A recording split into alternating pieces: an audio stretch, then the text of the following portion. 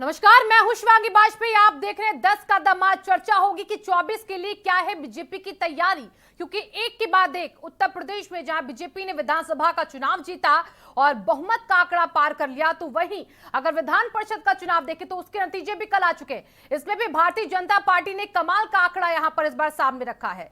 68 सीटें बीजेपी के खाते में चली गई और मुख्य तौर पर विपक्षी पार्टी समाजवादी उसके खाते में शून्य का ही यहां पर डिजिट देखा गया है। लेकिन अब देखिए, सवाल ये है कि भारतीय जनता पार्टी जो है वो आगे के लक्ष्य को साधने में व्यस्त है, लेकिन विपक्ष अभी भी एक दूसरे पर छींटाकसी करने में मस्त नजर आ रहा है, यानी कि आपसी और अंतर कला में ही उलझा नजर आ रहा है। ऐसे में बाकी विपक्षी दल अगर देखें तो कांग्रेस और बसपा भी इस बार फाइट से जो है वो दूर है। आखिरकार किस तरीके से विपक्ष अब बीजेपी का सामना करेगा 24 में और 27 में, ये एक बड़ा सवाल बन चुका है। विपक्ष की रणनीति अब उसके आगे पूरी तरीके से घुटने टेक चुकी है। जिस तरीके से तैयारी की जा रही है वो तैयारी ये बताती है कि विपक्ष अब चुनावों को सीरियसली लेता ही नहीं है। ना विधान परिषद का चुनाव लिया और ना ही विधानसभा का चुनाव लिया। अब दम भरा जा रहा है 24 का, लेकिन 24 की लड़ाई और कड़ी होगी। सामने एक बड़ा चेहरा प्रधानमंत्री नरेंद्र मोदी का होगा और उसके बाद यूपी की यहां पर 80 लोकसभा सीटों की लड़ाई होगी। ऐसे में अगर यूपी से ही विजय नहीं मिलेगी तो लोकसभा में 24 तक कैसे जाएंगे, इसी पर हम चर्चा करेंगे। हमारे खास मेहमानों से एक करके हम आपका तारुफ करा देते हैं। हमारे साथ बीजेपी से अरुण प्रकाश जी जुड़ चुके हैं। अरुण जी, बहुत बहुत स्वागत है आपका। और इसी के साथ प्रखर प्रताप सिंह, प्रवक्ता पीएसपीएल के हैं। प्रखर जी, आपका भी बहुत बहुत स्वागत है। एक करके हमारे बाकी मेहमान भी हमें ज्वाइन करेंगे, उन सब का भी मैं रुक करूंगी। सबसे पहले अरुण जी, मैं आपके पास आ रही हूँ। आप एक के बाद एक चुनाव जीतते जा रहे हैं, आपके आगे विपक्ष नतमस्तक होता जा रहा है और विधान परिषद का जो रिजल्ट आया कल, उसमें भी बीजेपी ने 1 साल पहले से रणनीति बनानी शुरू कर दी थी और अब तो 24 भी सामने है, तो उसकी तैयारी भी अब कैसे कर रहे हैं? देखिए शिवांगी जी, भारतीय जनता पार्टी एक ऐसी पार्टी है देश की, मैं कह सकता हूँ पूरी दुनिया की। भारतीय जनता पार्टी के देवतुल्य कार्यकर्ताओं से लेकर नेता तक 24/7 आप देखती होंगी कि हमेशा कार्यरत रहते हैं। चाहे वो आपके 24 घंटे से लेके 7 दिन, पूरे हफ्ते, पूरे दिन, पूरे महीने, पूरे साल व्यस्त रहते हैं कार्यक्रमों के तहत, जनसंपर्क के तहत। जनता के दरवाजे को हम बार बार खटखटाते रहते हैं अपने योजनाओं के माध्यम से, अपने कार्यक्रमों के माध्यम से। एक तरफ जहां संगठन को हम चुस्त दुरुस्त रखते हैं, संगठन का शीर्ष नेतृत्व नीचे स्तर के पायदान तक की monitoring day to day, minute to minute करता रहता है, वहीं हम सरकार की आप देख रहे होंगे कि किस तरीके से, चाहे आदरणीय नरेंद्र मोदी जी की सरकार हो, चाहे आदरणीय योगी आदित्यनाथ जी की सरकार हो, हम पूरे सरकार की मॉनिटरिंग, मंत्रियों के क्रियाकलाप की मॉनिटरिंग, मंत्रियों के विभागों को किस तरीके से हम जनता में करता वो उनके कार्य हो रहे हैं उसकी मॉनिटरिंग हम लगातार करते रहते हैं। हमारे मुख्यमंत्री जी करते रहते हैं, हमारे पार्टी के अध्यक्ष जी करते रहते हैं और आदरणीय सुनील बंसल जी करते रहते हैं। सभी लोग इस नाते हम इस तरीके से इस आगे पहुंचे हैं कि जनता ने हम पे विश्वास किया है। दूसरी तरफ अगर मैं जिम्मेदारी के साथ कह सकता हूं कि विपक्ष की पार्टियां हैं, आपने देखा कि कोरोना के कार्यकाल में कोई भी विपक्षी लोग, मैं नाम नहीं लेना चाहता उन पार्टियों की, राष्ट्रीय पार्टियां हैं, क्षेत्रीय पार्टियां हैं, लेकिन हमारे जहां कार्यकर्ता कोविड के दौरान खड़े थे,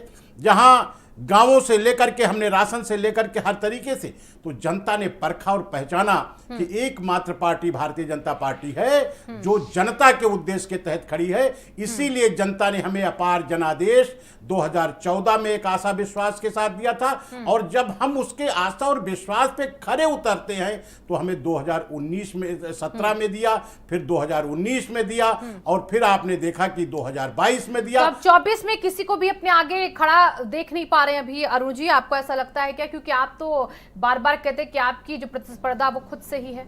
नहीं, हम ये नहीं कहते। हम चाहते हैं कि एक अच्छा विपक्ष हो जो हमें सकारात्मक रास्ता दिखाए, लेकिन आप देख रही होंगी कि विपक्ष में जो भी तथाकथित नाम है वो नौजवान नेता जिनके अंदर एक एनर्जी होनी चाहिए, एक स्टेमिना के तहत काम करना चाहिए, सकारात्मक भाव से करना चाहिए। वो एक सकारात्मक उद्देश्य के तहत आपने कभी नहीं देखा विपक्ष काम करता हो। वो ट्विटर का गेम, एक ड्राइंग रूम में बैठ करके, एयर कंडीशन वातानुकूलित वातावरण में बैठ करके और ट्विटर से उत्तर प्रदेश की राजनीति और भारत की राजनीति संचालित करना चाहते हैं। चाहे वो महंगाई की बात हो, कोई भी कृषि की बात हो, अगर ये सहयोग करते, सरकार को एक सकारात्मक अपना का सुझाव देते तो निश्चित रूप से जनता जानती कि कल तक विपक्ष एक जिम्मेदारी का काम कर रहा है। ठीक है प्रखर जी, मैं आपके पास आ रही हूँ। देखिए अब 24 भी आपके सामने, 27 भी आपके सामने तो नहीं, लेकिन अभी दूर है, बट उसको भी आपको सोचना होगा। और इस बार के चुनावों में आपने साथ भी दिया समाजवादी पार्टी का, लेकिन उसका कोई फायदा होता दिखा नहीं। अब मनमुटाव शुरू हो गए, शिवपाल यादव अलग नाराज हो चुके हैं समाजवादी पार्टी से। अब ऐसे में खबरें ये भी आ रही कि आप अलग हो जाएंगे बहुत जल्द, बीजेपी के पास चले जाएंगे। कई सारे जो ट्वीट हैं वो बताते हैं, जो ट्विटर अकाउंट है शिवपाल यादव का वो भी दिखाता है कि किस तरीके के वहां पर वो ट्वीट कर रहे हैं। उनके जो इशारे हैं वो साफ समझे जा सकते हैं। तो ऐसे में अगर 24 को हम देखें अब विधान परिषद के एमएलसी चुनाव के बाद, तो उसमें आपकी क्या तैयारी इस वक्त चल रही है? अकेले या फिर बीजेपी के साथ या फिर सपा के साथ अभी भी होंगे? देखिए आगामी चुनाव की हम तैयारी कर रहे हैं। हम अपने आप को संगठन को मजबूत कर रहे हैं ताकि हमारे जो आने वाला रिजल्ट है वो बेहतर आए पार्टी के तौर पर। देखिए जब तक संगठन मजबूत नहीं होगा तब तक कुछ नहीं हो सकता। जैसे समाजवादी पार्टी की मैं बात करूं तो देखिए संगठन मजबूत नहीं है। आप लखनऊ और उन्नाव मिला करके एक एमएलसी सीट है। उन्नाव में समाजवादी पार्टी के पास सदस्य ज्यादा थे मगर उनके ही सदस्यों ने उनको वोट नहीं किया। तो इसमें गलती जो एमएलसी उन्होंने 5 साल क्या काम किया। दूसरा, जिला अध्यक्ष की भूमिका होगी कि नहीं होगी, जवाबदेही होगी कि नहीं होगी। नरेश उत्तम जी 2017 में प्रदेश अध्यक्ष बन गए थे, 17 में हारे, क्या कहते हैं 19 में हारे, 22 में हारे। जवाबदेही होगी, संगठन आप अध्यक्ष हैं, आपकी भी जवाबदेही होगी। जब तक जवाबदेही नहीं होगी तब तक यही होता रहेगा। तो संगठन को मजबूत करना है। हमारे जो राष्ट्रीय अध्यक्ष जी है, मुझे नहीं लगता कि उनसे अच्छा संगठन की समझ या खड़ा करने की शक्ति किसी में है। समाजवादी पार्टी को उनसे सीखना चाहिए। जी चलिए, सीधे तौर पे अपनी नसीहत दी और मैं अब चलूंगी रुद्र प्रताप दुबे जी के पास। रुद्र जी आपका स्वागत है चर्चा में। राजनीतिक विशेषज्ञ के तौर पर हमारे साथ रुद्र जी जुड़ चुके हैं। वंशराज दुबे जी भी हमारे साथ जुड़ चुके हैं आम आदमी पार्टी से प्रवक्ता के तौर पर। आपका भी स्वागत है वंशराज जी आज की इस चर्चा में। सबसे पहले मैं आपके पास आ रही हूँ रुद्र जी, इस बार अगर देखिए तो विधान परिषद के चुनावों में शून्य पर टिक गई समाजवादी पार्टी। जो लाख दावे वादे किए गए युवाओं के लिए, महिलाओं के लिए, कानून को लेकर जिस तरीके से सरकार को लगातार घेरते रहे विधानसभा चुनावों से पहले भी और विधान परिषद के चुनावों में, तो उस तरीके से डटे भी नहीं है, लेकिन आरोप अभी भी लगा रहे। कहां पर चूक यहां पर रह जाती है समाजवादी पार्टी की रणनीति में, जिसका एक खामियाजा हमने देखा कल के रिजल्ट में भी। शून्य पर विधान परिषद के चुनावों में सपा। बिल्कुल शिवांगी जी, 2 या 3 चीजें बहुत खुल के सामने आ गई। पहली बात तो उत्तर प्रदेश में हर वो चुनाव जो यहाँ पे संपन्न हुआ है अब उस पर भारतीय जनता पार्टी का आधिपत्य है। दूसरी बात कि 2014 से जो समाजवादी पार्टी के हार का सिलसिला शुरू हुआ है वो रुक ही नहीं रहा है। और तीसरी जो ये बात कि वो एमएलसी जो निर्विरोध निर्वाचित हुए थे, चाहे वो उन्नाव, लखनऊ उन्नाव की सीट हो, बाराबंकी की सीट हो या और भी कई जगहों पे, वो इस बार 400-500 वोट पाने के लिए भी तरस गए। तो ये हालत हो गई है समाजवादी पार्टी की, या ये कहें कि मुख्य विपक्षी दल की। जुलाई के बाद शिवांगी जी ये हालत हो जाएगी कि समाजवादी पार्टी मुख्य विपक्षी दल तक नहीं रह पाएगा, जिसके लिए 10 विधायक होना आवश्यक है विधान परिषद में, वो 9 की संख्या रह जाएगी। तब ये भारतीय जनता पार्टी डिसाइड करेगी कि वो समाजवादी पार्टी को मुख्य विपक्ष के तौर पर मान्यता देना चाहती है कि नहीं देना चाहती है। देखिए ये सिर्फ विधान परिषद की जीत नहीं थी शिवांगी जी, यहां से उच्च सदन के सदस्यों की भी संख्या तय होगी, यहां से राष्ट्रपति चुनाव की भी बाजी सेट होगी। भारतीय जनता पार्टी ने इतने वक्त उन सभी चुनावों में अपना एकाधिकार कर लिया है जो अगले चुनाव में मदद करते हैं। और ऐसा इसलिए हुआ क्योंकि भारतीय जनता पार्टी लगातार संगठन के क्षेत्र में काम कर रही है। आप देखिए नवंबर में होने वाले नगर निगम के या नगर निकाय के चुनाव के लिए अभी से तैयारी शुरू हो गई है। सोशल मीडिया पे उनकी एक टीम बनी हुई है, बूथ संगठन से लेकर पन्ना प्रमुख तक है। मुझे लगता है अगर समाजवादी पार्टी को उस क्षेत्र में आगे बढ़ना होगा तो उसे अपने संगठन में भारी बदलाव करने पड़ेंगे। 2014 से 2022 तक अभी संगठन के उच्च पदों पे अभी तक बदलाव दिखा नहीं है शिवांगी जी। जी बिल्कुल, अब मैं चलूंगी वंशराज दुबे जी के पास। वंशराज जी देखिए, आप भी चुनाव लड़ते हमें दिख रहे हैं मजबूती के साथ। अगर देखें तो अलग अलग राज्यों में, पंजाब में आपने इस बार सरकार भी बना ली, अपनी दिल्ली में आपकी सरकार है ही, कांग्रेस को हटा के आपने वहां पर रिप्लेस कर दिया। अब आप गुजरात की तरफ रुक कर चुके हैं। उत्तर प्रदेश में भी आप आए थे लेकिन यहाँ पर आपका कोई जादू चला नहीं। लेकिन अभी अगर देखें तो बीजेपी की जो रणनीति हम देख पा रहे हैं, चाहे वो विधानसभा का चुनाव हो उत्तर प्रदेश में, चाहे विधान परिषद का चुनाव हो, अब ये आंकड़े नहीं देखे जाएंगे, अब ये देखा जाएगा कि इससे संदेश क्या जाता है। तो बीजेपी ये संदेश दे रही है कि हम 24 में भी मजबूत है और हमारे सामने कोई नहीं है। क्या आप इस संदेश के साथ आगे बढ़कर टक्कर देते दिखेंगे हमें 24 में? देखिए शिवांगी जी, जैसा कि उत्तर प्रदेश का जो अभी चुनाव संपन्न हुआ, आपको मालूम है कि पूरा का पूरा चुनाव बाइपोलर चुनाव था। एक तरफ मैं आपके चैनल में पहले भी ये बात बोल चुका हूं कि योगी को हराने के लिए जनता ने वोट किया और एक तरफ योगी जी को जिताने के लिए वोट किया। रही बात एमएलसी के चुनाव की, जो अभी कल रिजल्ट आया है, उसमें आप ये बात जानती हैं कि ये कोई भारतीय जनता पार्टी ने कोई करिश्मा तो नहीं किया है। इसके पहले जब समाजवादी पार्टी की सरकार थी तो उनकी भी लगभग 31 से 32 सीटें आई थी जब वो सत्ता में थे। जब बसपा सरकार में थी तो उसके भी 34 सीट आई थी। तो इसका मतलब कहीं ना कहीं ये चुनाव जो है सीधा सीधा आप देख लीजिए, चाहे वह शासन सत्ता की बात कर लीजिए या जिस भी तरीके से बात कर लीजिए, सीधा सीधा सरकार का चुनाव हो चुका है। और दूसरी तरफ बनारस में जिस तरीके से भारतीय जनता पार्टी हारती है, आजमगढ़ में हारती है, उस पर भी मुझे लगता है चर्चा होनी चाहिए कि आखिर क्यों भारतीय जनता पार्टी इन 2 सीटों पर एमएलसी के चुनाव हार गई।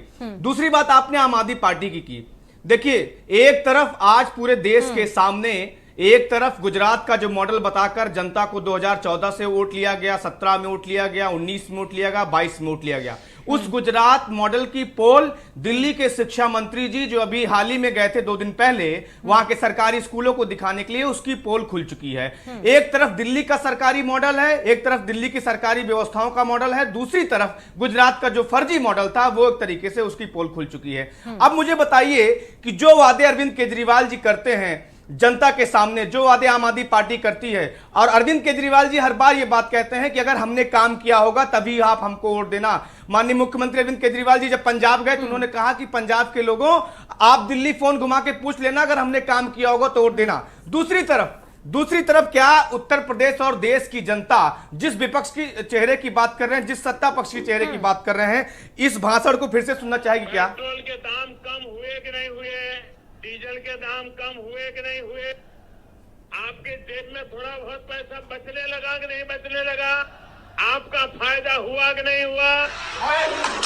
तो अगर इस तरीके की जनता आदी हो चुकी है, मुझे लगता है कि अब जो एक तरीके से महंगाई की मार जिस तरीके से जनता देख रही है, उत्तर प्रदेश की मैं बात कर लूं तो विपक्ष में यह बात ठीक है कि अब समाजवादी पार्टी के बस की बात नहीं है कि वहां से सत्ता को उखाड़ के फेंकना, यानी भारतीय जनता पार्टी को सत्ता से उखाड़ के फेंकना। जी वंशराज जी, तो अब आपने जो जिम्मेदारी जनता ने प्रधानमंत्री पंजाब में दी नरेंद्र है, मोदी का संबोधन सुना दिया पेट्रोल डीजल की बढ़ते दामों को लेकर, लेकिन देखिए ये शोर हमने देखा उत्तर प्रदेश के चुनावों में इस बार भी खूब चला और अभी भी खूब चल रहा है कि बढ़ती महंगाई दिख रही है। लेकिन उसके बाद भी हैरानी की बात तो यही कि जहां पर भारतीय जनता पार्टी मजबूत है वहां पर बीजेपी को कोई पछाड़ नहीं पाता है। आपने पंजाब में कांग्रेस को हटाया, वहां पर अंतरकलह उनकी हार की बड़ी वजह बन गई। बीजेपी वहां पर मजबूत थी नहीं, बीजेपी कह रही हम तो भी वहां पर काम कर रहे हैं। गुजरात में बीजेपी है, वहां पर कह रही है मजबूत है, वहां पर प्रधानमंत्री खुद जाते हैं। आपने देखा होगा उत्तर प्रदेश के चुनाव के बाद वहां पर सीधे अगले दिन पहुंच गए, वहां पर रिजल्ट आने के बाद वहां पर दौरा करने के लिए, चुनाव प्रचार के लिए। तो आप ये तो देखिए, आपके सामने इस बार सिर्फ राज्य का चेहरा नहीं, पूरे देश का चेहरा जो प्रतिनिधित्व कर रहा है, अभी प्रधानमंत्री की कुर्सी पर है, वो एक चेहरा है जिसके चेहरे पर ही लोग वोट देते हैं। तो वो तो एक बड़ी चुनौती होगा ना आपके लिए। एक चीज मैं बता दूं, शिवांगी जी स्पष्ट कर दूं, पूरे देश में जब भारतीय जनता पार्टी के अश्वमेध के घोड़े को रोकने का काम सिर्फ और सिर्फ दिल्ली में अरविंद केजरीवाल जी ने किया है, और एक बार नहीं 3 बार। आपको पिछला चुनाव मैं याद करा दूं तो देश के गृह मंत्री और जो हमारे देश के प्रधानमंत्री जी हैं गली गली पर्चा बांट रहे थे। दिल्ली जो देश की राजधानी है, यहां पर हमने उनको पटकने का काम किया और बड़े अंतर से पटकने का काम किया। पंजाब में जब हम जाते हैं तो पंजाब में इनकी 55 सीटों पर जमानत जब्त हो जाती है। तो इसका यह मतलब नहीं है कि नरेंद्र मोदी जी के सामने कोई चेहरा नहीं है विपक्ष का। एक चेहरा है अरविंद केजरीवाल जी के रूप में, एक पार्टी आम आदमी पार्टी के रूप में, एक मॉडल है दिल्ली का, 2 साल में जहां पर एस्टैब्लिश हो जनता जाएगा अब वो जो 24 के लिए। वंशराज जी एक लाइन में इसका जवाब, इतने कम समय में 2 साल से भी कम का समय इसमें एस्टैब्लिश हो जाएगा पीएम के तौर पर वो चेहरा, क्योंकि बहुत राज्य हैं, अभी सिर्फ 1-2 राज्य को नहीं देख सकते आप। नहीं, बिल्कुल ठीक बात है। 2024 में भी टाइम है। अभी आपको जो इसी साल के अंत में हिमाचल और गुजरात का चुनाव है, जहां पर जनता इस बार मूड बना रही है। 27 साल से भारतीय जनता पार्टी जो गुजरात में शासित है, जिसने बंटाधार कर दिया सरकारी स्कूलों का, विकास के नाम पे कुछ नहीं हुआ है, उसकी पोल परत दर परत आम आदमी पार्टी खोलेगी। बस थोड़ा समय आप दीजिए, हिमाचल की जनता भी मूड बना चुकी है। हमारे साथ जुड़ चुके हैं कांग्रेस से शैलेंद्र जी, स्वागत है आपका चर्चा में। और देखिए सवाल आपसे यही है कि बीजेपी लगातार विजय रथ पर सवार हो चुकी है, एक के बाद एक सुरमा पीछे होते चले जा रहे। कांग्रेस अब क्या करेगी 24 में? देखिए, कांग्रेस जनता के बीच में महंगाई को लेकर के, रोजगार को लेकर के जनता के बीच में जाएगी, आवाज उठाएगी। निरंतर लगातार लोकसभा में मुख्य विपक्ष के रूप में जिस तरह से हम लड़ रहे हैं, जिस तरह से हम संघर्ष कर रहे हैं, जमीन पर कहीं कोई हमारे अलावा कोई दूसरी पार्टी नहीं। एक बात। दूसरी बात ये कि जनमानस इस सब चीजों को देख रहा है कि रामनवमी के दिन पूरे हिंदुस्तान में जिस तरह से झगड़ा फसाद किया जा रहा है और कानून व्यवस्था कैसी है सरकारों की, हर राज्य में, चाहे मध्य प्रदेश हो, चाहे उत्तर प्रदेश हो, चाहे दिल्ली हो, तमाम जगह ऐसी बना रखी है, आपके सामने है। इस तरीके की कानून व्यवस्था मुझे लगता है कि जनता इनसे ऊब चुकी है और 2024 में इन्हें जवाब देगी। अब आप जवाब देने की बात तो करते हैं ना शैलेंद्र जी, लेकिन आप देखिए तो जरा विधान परिषद के चुनाव में आप आए नहीं सामने। आपने तो सीधे कहते कि हम जीतने के लिए सिर्फ लड़ेंगे चुनाव, हम आगे की तैयारी कर रहे हैं, हम अभी आत्ममंथन में उलझे हुए हैं। आप तो आगे ही नहीं आ रहे हैं, तो कैसे जनता आप पर भरोसा जताए? और ये आपके लिए सोचने की बात है, क्योंकि आप एक बीजेपी के बाद एक बड़ा नेशनल ऐसा दल है, राष्ट्रीय दल है, जिसने कई सालों तक राज किया है सत्ता में, और उसके बाद अगर ये हाल हो रहा है तो आपके मुद्दे भी फेल हो रहे हैं, आपकी बातें भी फेल हो रही हैं, आपके घोषणा पत्र भी फेल हो रहे हैं। प्रियंका गांधी को जो कहा जाता कि लाके इस बार एक नई लहर होगी, वो भी यहाँ पर मुझे नहीं दिखी कहीं। हमारे मुद्दे नहीं फेल हो रहे। जनता की महंगाई मुद्दा हमारा नहीं है, जनता का है। लड़ेगा कौन? विपक्षी तौर पर तो आप ही लड़ेंगे ना शैलेंद्र जी। सुन तो लीजिए, और जब तक बात पूरी जाने दीजिए ना। आप कह रहे हैं आपका मुद्दा नहीं है, आपका मुद्दा नहीं महंगाई शैलेंद्र जी, नहीं है, आम जनमानस का मुद्दा महंगाई है। आम जनमानस तो आप फिर क्यों इस महंगाई के मुद्दे पर घेरते हैं सरकार को? जनता को घेरने दीजिए, आप क्यों सवाल खड़े करते हैं अब महंगाई के मुद्दे पर? जनता कभी नहीं घेरती है मैडम। तो आप घेरते हैं ना, फिर आप क्यों घेरते जब आपका मुद्दा ही नहीं है? फिर आप दो तरीके की बातें करते हैं ना शैलेंद्र जी। आप या तो स्वीकारिए कि आपका मुद्दा है। हमारे मुंह में आपकी बात थोड़ी आएगी, हम अपनी बात करेंगे, आप अपनी बात करिए। कौन मना कर रहा है भाई? हम तो अपनी ही बात करेंगे ना। आप अगर यहाँ पे बैठ के ये कहेंगे कि आपका महंगाई का मुद्दा ही नहीं है, अगर मुद्दे आप नहीं उठाएंगे तो फिर कैसे काम चलेगा ना शैलेंद्र जी? किसने बोला महंगाई का मुद्दा नहीं है? किसने बोला? आपने बोला हमारा मुद्दा नहीं है। हमने बोला है जनता का मुद्दा है, जनमानस का मुद्दा है। जनमानस का मुद्दा है तो आप उठाएंगे कि नहीं उठाएंगे उसे? उठा नहीं रहे हैं। कौन आपको दिखा सड़क को बताइए। कैसे उठाया आपने? कैसे उठाया आपने? कैसे उठाना चाहिए बताइए आप। कैसे आप सड़क पर उतरिए शैलेंद्र जी, हकीकत देखिए। आउंगी मैं आपके पास, आती हूँ शैलेंद्र जी। शैलेंद्र जी, अच्छा आप ये बता दीजिए तैयारी कैसे कर रहे हैं आप 24 के लिए? हम ग्राउंड लेवल पे जा रहे हैं, हमारे तमाम लोग लड़े हैं, उनकी जमीनों पर जाकर के मीटिंग हो रही है, संगठन को मजबूत करके 2024 में लोकसभा में जाएंगे और आम जनमानस के मुद्दों पर, महंगाई, रोजगार और आपके जिस तरह से विदेश नीति है, इन सब पर जो है चुनाव लड़ेंगे। और हमें लगता है कि उत्तर प्रदेश की जनता और क्या नाम आपके पूरे देश की जनता मोदी से युवी हुई है और इन्हें पलटेगी। चलिए ठीक है शैलेंद्र जी, कोशिश करते रहिए। कोशिश करने वालों की क्योंकि हार होती नहीं है, 2 साल का वक्त है, देखते कितना कमाल करेंगे। अरुण जी, मैं आपके पास आ रही हूँ। मुद्दे आपके सामने बार बार विपक्ष खड़े कर रहा है। अभी शैलेंद्र जी को भी आपने सुना कि वो अब बचे हुए 2 सालों में आपके सामने खड़े होंगे मजबूती के साथ। आपको लग रहा है कि कांग्रेस हो या सपा हो या बीएसपी हो, क्योंकि अब ये क्षेत्रीय पार्टियां भी तो 24 का दम भर रही है ना, और आम आदमी पार्टी आपके लिए देखिए कह रही कड़ी चुनौती बनती जा रही है। आप देख भी रहे हैं किस तरीके से प्रदर्शन है आम आदमी पार्टी का, तो इन सबको कैसे देख रहे हैं आप? निश्चित रूप से शिवांगी जी, हम स्वागत करेंगे विपक्ष का कि वो कार्यक्रमों के साथ खड़ा हो, जनता के साथ खड़ा हो। अभी बार बार आप देख रही थी विपक्षी प्रवक्ताओं को, वो कह रहे थे महंगाई जो मुद्दा है वो जनता का मुद्दा है। मैं मान रहा हूं कि कांग्रेस पार्टी आज के समय में नेता और कार्यकर्ता विहीन हो चुकी है। जो पार्टी नेता और कार्यकर्ता दोनों विहीन हो चुकी हो और एक परिवार जिसमें राज्य कर रहा हो, पिछले करीब 60 और 70 वर्षों से एक परिवार कांग्रेस पार्टी का भी अध्यक्ष रहता है और एक ही परिवार का व्यक्ति शासन का भी नेतृत्व करता है। ये बहुत ही दुर्भाग्यपूर्ण स्थिति है कांग्रेस पार्टी के लिए और विश्वसनीय चेहरा नहीं है विपक्ष के पास। अभी हमारे एक साथी क्षेत्रीय दल जो बात बार बार हमें दिल्ली स्तर पे चुनौती की बात कर रहे थे, आपने देखा उन्होंने चुनाव का जिक्र किया दिल्ली में कि हमने अश्वमेध का घोड़ा रोक दिया। आपने देखा कि ये भी देखा कि 2014 में भी लोकसभा के चुनाव में उन्हें रिजेक्ट किया जनता ने, और जब वो सत्ता में थे 2019 के भी लोकसभा चुनाव में उन्हें जनता ने रिजेक्ट किया।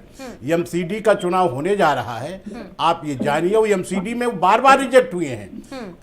अरविंद केजरीवाल जी के रहते हुए वो एमसीडी के चुनावों में रिजेक्ट हुए हैं। तो अश्वमेध का घोड़ा इसी तरीके से विपक्ष के लोग हमारा रोकते हैं कि जुबानी जमा खर्च से ये खुश होते हैं और कहता है बीजेपी का अश्वमेध का घोड़ा रोकना चाहते हैं। हम ये आपको विश्वास दिलाना चाहते हैं, हमारे पास दिल्ली में आदरणीय नरेंद्र मोदी जैसा एक ईमानदार चेहरा है, ईमानदार नेतृत्व है, विश्वसनीय चेहरा है, जिसको जनता लगातार परख रही है और जिसको बार बार परख रही है और जिसके साथ अपना विश्वास का मत व्यक्त कर रही है।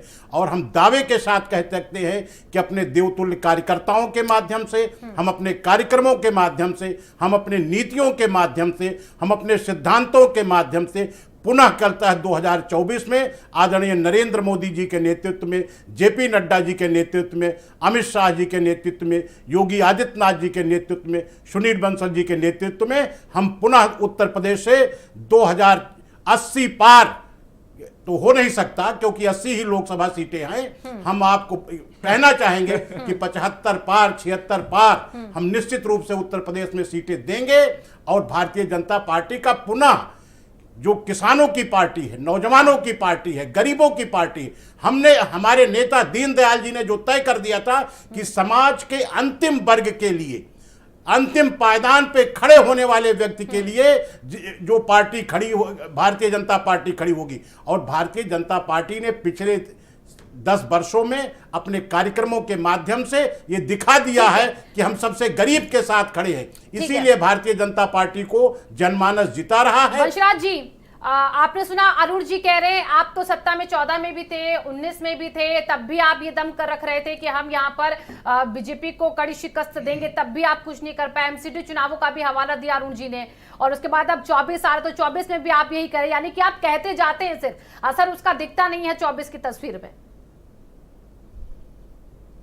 देखिए शिवांगी जी, अरुण जी वरिष्ठ नेता हैं और प्रवक्ता हैं भारतीय जनता पार्टी के, आदरणीय हम लोग के सबसे वरिष्ठ हैं इस पैनल में, लेकिन मुझे नहीं लगता कि इस तरीके की बातें शोभा देती हैं आपको। अभी आपने देखा कि एमसीडी के चुनाव को लेकर किस तरीके से भारतीय जनता पार्टी पूरी तरीके से बौखलाई हुई है। आप सोचिए, क्या हिंदुस्तान में ऐसा कभी हुआ था कि किसी राज्य में चुनाव आयोग प्रेस वार्ता करने जा रहा हो, समय तय हो गया हो, प्रेस वार्ता करने से ठीक 1 घंटे पहले, जिस दिन चुनाव की घोषणा करनी थी एमसीडी के चुनाव को, ठीक 1 घंटे पहले भाजपा कार्यालय से कोई चिट्ठी पहुंचती है और प्रेस वार्ता रद्द कर दी जाती है चुनाव आयोग की। क्या ये आज तक अरुण जी जो वरिष्ठ हैं, सबसे वरिष्ठ हैं, ये बताइए कि हिंदुस्तान में ऐसा कभी हुआ था कि चुनाव आयोग प्रेस वार्ता करने जा रहा है एमसीडी के चुनाव को लेकर और प्रेस वार्ता रद्द कर दी जाती है? जिस तरीके से तानाशाह रवैया अपनाते हुए एमसीडी के एक तरीके से उसको एकीकरण को लेकर एक नया कानून सदन से पास कराया गया, यह सिर्फ और सिर्फ एक डर है भारतीय जनता पार्टी का। मैं लिख के देता हूं आपके चैनल पे, और माननीय मुख्यमंत्री अरविंद केजरीवाल जी ने भी भारतीय जनता पार्टी के नेताओं को स्पष्ट रूप से कहा कि अगर आपको डर नहीं है हारने जीतने का तो अभी आप चुनाव करा के देख लीजिए। ठीक बात है, आपने 6 महीने साल भर टालने की कोशिश की, वो सिर्फ और सिर्फ क्योंकि हार को आप टालना चाहते हैं, क्योंकि आप चाहते हैं जो गुजरात में आपकी छीछा लेदर होने वाली है, जो हिमाचल में आपकी छीछा लेदर होने वाली है, उसकी शुरुआत एक बार फिर से दिल्ली से शुरू हो जाए। इस बार जब उत्तर प्रदेश का चुनाव हुआ तो ये सबको लग रहा था कि हो सकता है कि बदलाव हो जाए। ये शायद ऐसा पहला चुनाव होगा कि लोग कह नहीं पा रहे थे कि कौन जीतेगा और कौन हारेगा। टक्कर भले 2 दलों में हो, आप भी उतरे, और आपका तो दिल्ली मॉडल जिसका आप गुणगान बखान हर जगह करते हैं वो भी आप लेकर आ गए उत्तर प्रदेश में। लेकिन उसके बाद भी यहाँ पर आप कुछ क्या तो आप मतलब 1 सीट तक यहाँ पर नहीं लेकर आ पाए। तो आप जरा सोचिए, जब आपके पास इतना बड़ा मौका था, बीजेपी के खिलाफ एक आक्रोश पैदा किया जाता है, 1 साल से किसान आंदोलन चला था, किसानों के लिए लगातार ही कहा जाता है कि बीजेपी काम नहीं कर रही है, दलितों पिछड़ों के लिए काम नहीं कर रही, गरीबों के लिए काम नहीं कर रही है। जब इतनी बयार बही विपक्ष की तरफ से यहाँ पर विरोध की, तो उसमें भी आपको फायदा फिर क्यों नहीं हुआ? नहीं देखिए, मैं फिर से बता दूं आपको, ये चुनाव सीधा सीधा बाइपोलर चुनाव था और हर पार्टी की अपनी प्राथमिकताएं होती हैं। 5 राज्यों के चुनाव में हम 4 राज्यों में उतरे। हमारी पहली प्राथमिकता पंजाब चुनाव जीतने की थी, पंजाब राज्य को जीतने की थी। हमारी दूसरी प्राथमिकता गोवा थी, उत्तराखंड थी, फिर उत्तर प्रदेश था। उत्तर प्रदेश एक बड़ा राज्य है और हम एक सीमित संसाधन वाले दल हैं। हमारे पास कोई अंबानी अडानी जैसा एक कोई उद्योगपति नहीं जो हमको फंड करता हो। हमारे पास कोई बड़े बड़े पूंजीपति नहीं। हमारी पार्टी रिक्शा वाला जब चंदा देता तो उस पैसे से चलती है, आम आदमी के चंदे के पैसे से आम आदमी पार्टी चलती है। इसलिए मैं आपको फिर से स्पष्ट रूप से बता दूं कि ये चुनाव जो 2022 में संपन्न हुआ है, आम आदमी पार्टी का। वंशराज जी, आप समझ चुके हैं उत्तर प्रदेश का चुनाव 24 के लिहाज से सबसे ज्यादा महत्वपूर्ण माना जाता है। और अभी मैं आऊंगी आपके पास चर्चा को बढ़ाने के लिए। रुद्र प्रताप जी के पास मैं चल रही हूँ। रुद्र जी, क्षेत्रीय पार्टियां यानी कि देखिए आम आदमी पार्टी की तरफ से हमारे साथ अभी बीच में बैठे हुए हैं, वो कह रहे हैं कि हम जो है वो लगातार काम कर रहे हैं, हम दिल्ली विकास मॉडल को आगे बढ़ा रहे हैं, अलग अलग जगह हम जाके गुजरात में भी सफाया करेंगे बीजेपी का, पंजाब में हमने कर दिया है। लेकिन जब पूरे देश के नेतृत्व की बात आ जाती है और जब उत्तर प्रदेश जैसे राज्य में बीजेपी के 1 साल 1.5 साल के चले बम्पर विरोध के बाद, किसान विरोध के बाद अगर ये चुनाव बीजेपी जीत जाती तो ये क्या सारे दावे अभी सही लग रहे हैं आपको कि ऐसा कमाल कर पाएंगे जैसा कि अभी यहाँ पर कह रहे हैं प्रखर जी और इसी के साथ शैलेंद्र जी कि हम भी लड़ाई लड़ेंगे कड़ी?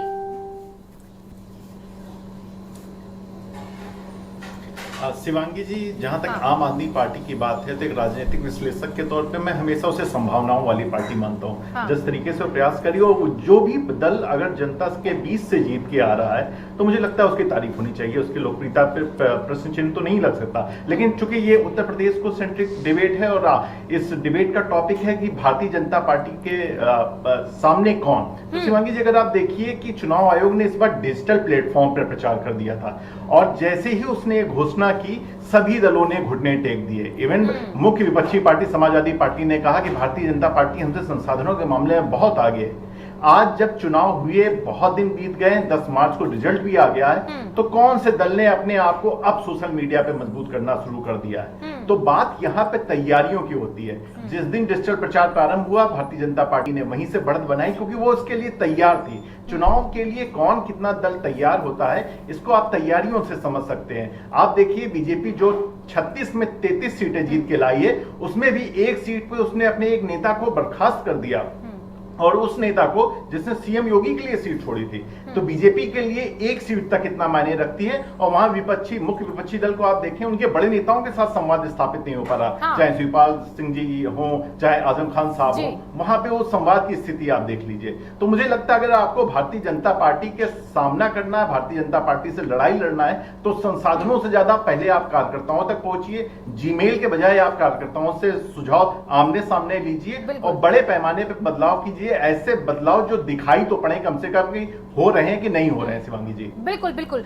और मैं चलती हूँ वंशराज जी के पास, नहीं उससे पहले मैं प्रखर जी का रुख कर लेती हूँ क्योंकि प्रखर जी आपसे सवाल इसलिए मेरा भी जरूरी हो जाता है क्योंकि जब हमने एमएलसी के चुनाव अभी देखे तो शिवपाल सिंह यादव से जब पूछा गया कि निष्पक्ष हो रहे हैं क्या चुनाव, क्योंकि रामगोपाल यादव की तरफ आरोप लगा रहे थे कि यहाँ पर लोकतंत्र की हत्या हो रही है, यहाँ पर जोर जबरन यहाँ पर वोट लिए जा रहे हैं, लोगों को दबाया जा रहा है और प्रशासन का यहाँ पर जो हथियार बनाकर इस्तेमाल कर रहे हैं वोटर्स को यहाँ पर बीजेपी वाले। तो ये तमाम आरोप लगे रामगोपाल यादव की तरफ से। लेकिन जब शिवपाल यादव से पूछा गया तो वो बैलेंस रह गए, उन्होंने कहा नहीं सब कुछ तो दुरुस्त है, मैंने भी तो वोट दिया है। तो अब ये बयान अगर हम देखें तो आप इसी का एक सेफ गेंद बोलेंगे शिवपाल यादव की 24 को देखते हुए या फिर आगे 27 को या फिर अभी अगर देखें तो अपने भविष्य को देखते हुए?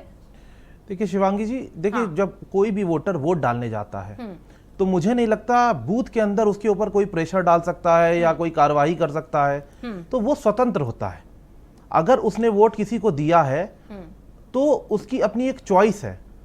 तो ये पार्टियों को समझना पड़ेगा कि इस तरीके के आरोप लगाने से बेहतर है वो अपने कार्यकर्ताओं पर काम करे, अपने संगठन पर काम करे। देखिए आगामी जैसे निकाय चुनाव आने वाला है, तो निकाय चुनाव पार्टियों की नींव रखता है शहरों में। तो जो भी व्यक्ति संगठन पर काम करेगा, अपने आने वाले इलेक्शन पर काम करेगा, तो वो जीतेगा।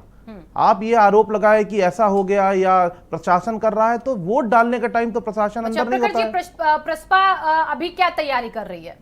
देखिए हम अपने संगठन को विस्तार कर रहे हैं, संगठन पर काम कर रहे हैं, हर जिले में अपनी कार्यकारिणी पूरी खड़ा कर रहे हैं, जिला अध्यक्षों की मीटिंग ले रहे हैं। आने वाले समय में हम निकाय चुनाव को मजबूती से लड़ेंगे, उसके बाद जो चुनाव आएगा उसको मजबूती से लड़ने की कोशिश करेंगे। चलिए ठीक है, इस चर्चा को हम आगे बढ़ाएंगे बिल्कुल एक छोटे से ब्रेक के लिए। ब्रेक के बाद फौरन होंगे हाजिर, फिर चर्चा करेंगे कि आखिरकार बीजेपी के आगे कौन टिकेगा, कौन है अगला विकल्प विपक्ष के तौर पर। एक छोटे से ब्रेक के लिए रुकते हैं।